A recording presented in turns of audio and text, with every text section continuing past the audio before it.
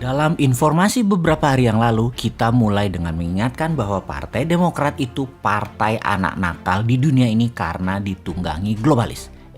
Ini Partai Demokrat Amerika loh ya, bukan partai yang jadi rebutan para jenderal. Bener deh, gara-gara urusan partai di Indonesia adalah syarat untuk jadi penguasa dan pemegang jabatan, juga karena ingin berkuasa terus-menerus sampai anak cucu cicit. Jadi sekarang di SD ada kata-kata mutiara baru. 2 jenderal bertarung, mayor mati di tengahnya. 2 jenderal tersebut, yang satu pejabat dengan posisinya diancam dalam tanda petik, yang satu lagi jenderal mantan presiden yang harus belajar lagi bernegara karena di banyak negara mantan pejabat harusnya tidak cawe-cawe sama pejabat baru. Di sisi lain, pejabat yang menjabat tidak cawe-cawe dosa masa lalu pejabat tersebut, ini dua-duanya harus belajar. George Bush ya misalnya, sebel bener sama Obama. Selama 8 tahun Obama menjabat, Bush bunyi juga enggak. Sekarang Biden berkuasa, Trump mantannya bunyi juga enggak. Padahal bajingannya Partai Demokrat berkuasa yang di belakangnya globalis mulai perang lagi, di mana Trump dan Republikan dulu nggak ada perang. Drone mulai menembak ke Aramco punya kilang minyak. Niatnya apa? Niatnya adalah minyak mentah $100.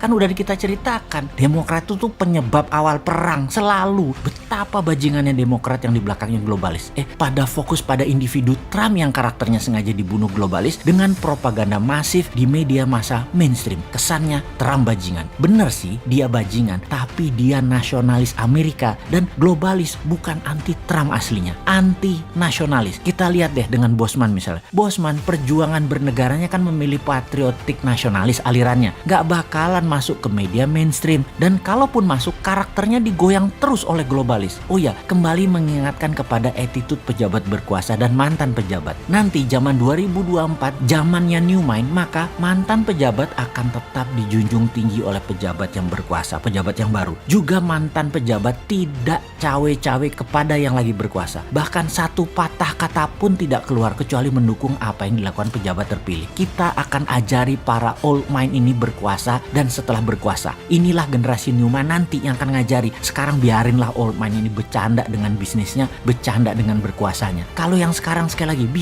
biarin aja mereka nggak ada etika, nggak punya kebijakan yang solid, yang tidak gonta-ganti dalam sesaat. Kebijakan itu harusnya solid. Pejabatnya pinter main kata-kata yang sekarang ini, sementara oposisinya pada mandul kreativitas. Ya memang mereka berdua ya old mind. Jadi akan ada arus besar di tahun 2024. New mind versus old mind, bukan incumbent versus oposisi. Incumbent versus oposisi itu old mind dua-duanya. New mind masih sedikit di tahun 2021. Namun di tahun 2022 pasti akan menguasai pemahaman bernegara kaum digital. Di tahun 2024 mereka yang generasi milenial dan generasi Z menguasai 65% voting right, hak pilih. Inilah generasi digital. Gak bisa dimainkan lagi pakai media mainstream. Jadi kita buktikan bahwa old mind sekarang berkuasa pasti gak bisa paham dan akan gelegepan ketika BBM harganya mendekati $100 per barel yang dimainkan globalis. Sementara new mind sudah tahu, ini dibuka informasinya oleh new mind, BBM bakal ke arah $100 per barel dan instrumen perang akan dimainkan Demokrat di seluruh dunia. Itu bahkan informasinya sebelum Partai Demokrat menang dan jadi presiden di Amerika. Ya untuk kesekian kalinya, mudah-mudahan salah lagi analisanya Bosman, sehingga yang lagi menjabat dan bernegara kesannya benar, padahal beruntung aja orang gak banyak paham geopolitik dunia.